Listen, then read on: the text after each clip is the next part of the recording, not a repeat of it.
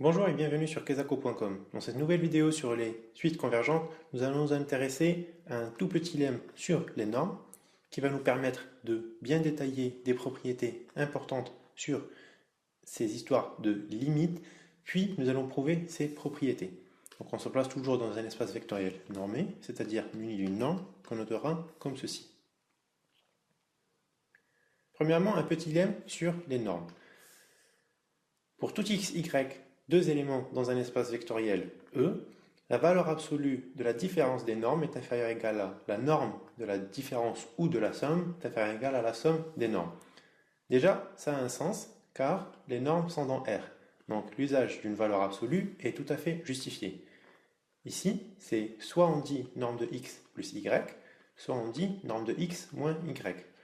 Et en fait, ça nous rappelle une histoire d'inégalité triangulaire triviale sur R, c'est-à-dire si je prends deux éléments appartenant à R au carré, alors la valeur absolue de A moins la valeur absolue de B est inférieure à la valeur absolue de A plus ou moins B est inférieure à la valeur absolue de A plus la valeur absolue de B. Ceci est l'inégalité triangulaire connue, ceci on l'appelle l'inégalité triangulaire inversée, et la preuve qu'on va faire sur N marche tout aussi bien sur R. On prend donc deux vecteurs, x et y, dans notre espace vectoriel E au carré. Et on introduit le vecteur y ici en utilisant l'inégalité triangulaire. C'est-à-dire que la norme de x est inférieure à la norme de x moins y, plus la norme de y. Et en faisant passer le y de l'autre côté, on remarque que la norme de x moins la norme de y est inférieure à la norme de x moins y. Et que la norme de y moins la norme de x, car il joue des rôles symétriques, est inférieure à la norme de y moins x, qui est égale à la norme de x moins y. Et donc, on a montré que la norme de x moins la norme de y est inférieure à la norme de x moins y, et que la norme de y moins la norme de x est inférieure à la norme de x moins y. Et donc, la norme de x moins y est bien supérieure à la valeur absolue de la norme de y moins la norme de x, car elle est supérieure à ce terme et son opposé. Et ce valable pour tout y appartenant à E. Donc, en posant moins y, on a norme de moins y moins norme de x inférieure à la norme de x moins y, donc plus y. Et norme de y moins y, c'est la norme de y. Donc on montre aussi que la norme de y moins la norme de x est tout aussi inférieure à la norme de x plus y. Et pour l'inégalité, l'autre inégalité, c'est l'inégalité triangulaire induite par la définition d'une norme qu'on applique pour y égale à moins y. Donc une fois qu'on a démontré cette propriété sur les normes, nous allons l'utiliser pour montrer des propriétés très intéressantes sur les histoires de limites. Premièrement, si une suite d'éléments xn appartenant à E, un espace vectoriel normé, si ça converge vers L, alors la limite de leur norme, c'est-à-dire ici on est dans R, la limite de cette norme est égale à la norme de la limite. C'est-à-dire si des points se rapprochent de L de plus en plus, alors leur norme, c'est-à-dire leur distance à OE, c'est-à-dire le vecteur nul de l'espace vectoriel, leur norme se rapproche indéfiniment de la norme de L par rapport à OE ou la distance de L à OE. Deuxièmement, si une suite tend vers L et une autre tend vers L', toujours dans E, espace vectoriel normé, alors toute combinaison linéaire de ces deux suites tend vers la combinaison linéaire des limites, avec L, avec lambda et mu, bien évidemment appartenant au corps, qui en principe c'est soit R soit C. Troisième propriété, si nous sommes dans une algèbre normée, c'est-à-dire où on a une loi de composition interne supplémentaire dans notre espace vectoriel, c'est-à-dire qu'on peut multiplier deux vecteurs. Alors, si un vecteur, une suite de vecteurs tend vers L, une autre vers L', le produit tend bien évidemment vers L fois L'. Ce sont des propriétés très intuitives qu'on a l'habitude d'utiliser dans R, mais nous sommes dans un espace vectoriel normé. Et il faut bien poser les choses pour que tout marche à la fin.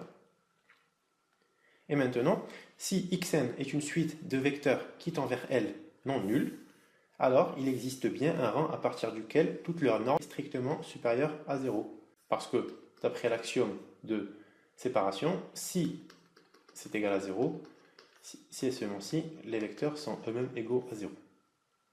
Nous allons prouver cette inégalité, ou tout simplement utiliser le lemme qu'on a utilisé tout à l'heure, qu'on a montré tout à l'heure. Alors le lemme sur les normes, pour montrer cette inégalité, ou plutôt juste le dire, parce que c'est évident. Et comme un tend vers L, donc ça tend bien vers 0, d'après la définition. Et donc, en valeur absolue, ça tend bien vers 0. Et donc, dans R, la limite de la norme de un est égale à la norme de L. C'est évident, ça repose sur le lemme des normes. Deuxième propriété, une combinaison linéaire de suites qui tendent vers L et L' tend vers la combinaison linéaire des limites. Pour cela, nous allons tout simplement regrouper les limites entre elles. C'est-à-dire dire que c'est lambda xn moins L plus mu yn moins L'. Et en utilisant l'inégalité triangulaire et l'axiome d'homogénéité, donc c'est l'inégalité triangulaire plus l'axiome d'homogénéité, on peut faire sentir le lambda en valeur absolue et le mu en valeur absolue.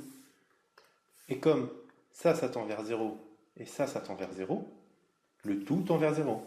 Ou on peut très bien l'expliquer en posant ici un epsilon sur module de lambda plus 1 au cas où c'est égal à 0.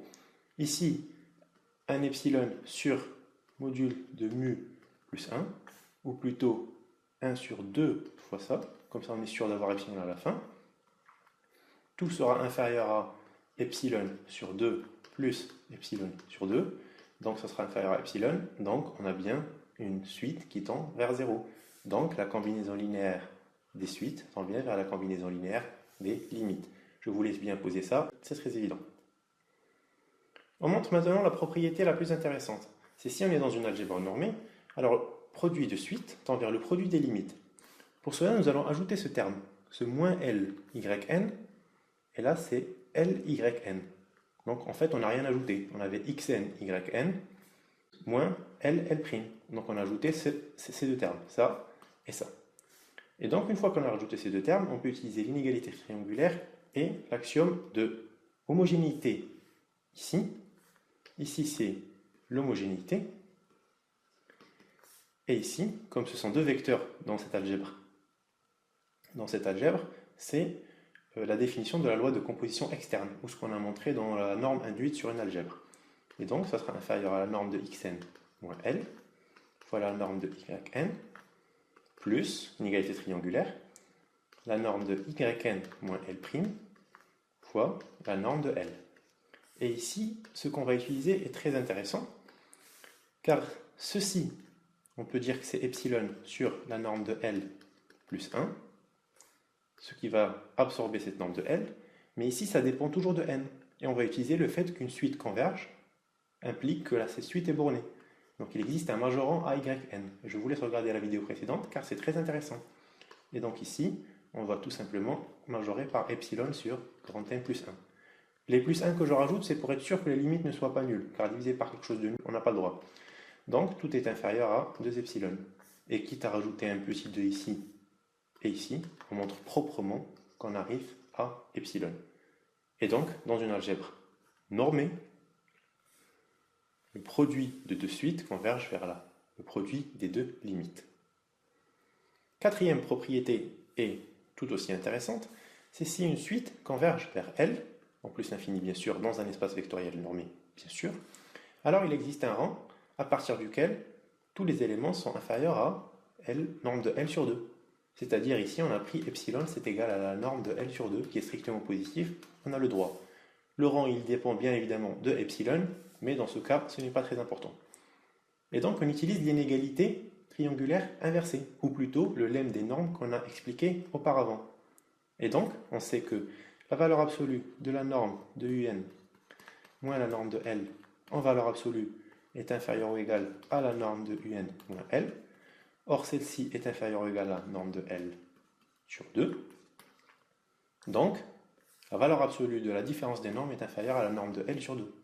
Et comme c'est une valeur absolue, on en déduit que la norme de UN est supérieure à moins la norme de L sur 2 plus la norme de L. Et donc, la norme de UN est supérieure à la norme de L sur 2. Mais comme L a été supposée non nulle, je le rappelle, alors c'est strictement positif. Et donc, si une suite d'éléments d'un espace vectoriel converge vers une limite non nulle, alors forcément, il existe un rang à partir duquel ces éléments sont tous strictement positifs, en norme bien sûr. Un petit exercice que je voulais chercher, nous définissons un produit cartésien d'espaces vectoriels, chacun muni d'une norme à part, une suite d'éléments comme un vecteur de suite, c'est-à-dire chaque coordonnée est une suite dans l'espace qui lui correspond. Et donc, je note n comme indice de suite, et en exposant, ce n'est pas une puissance, mais c'est juste pour dire que c'est la première composante, deuxième composante. Et L, la limite de cette suite qui est dans ce produit cartésien, comme un vecteur à P éléments, parce qu'il faut bien que cette suite converge dans son espace. Et on définit la norme sur cet espace comme étant le maximum, c'est-à-dire la plus grande, des normes de ces vecteurs.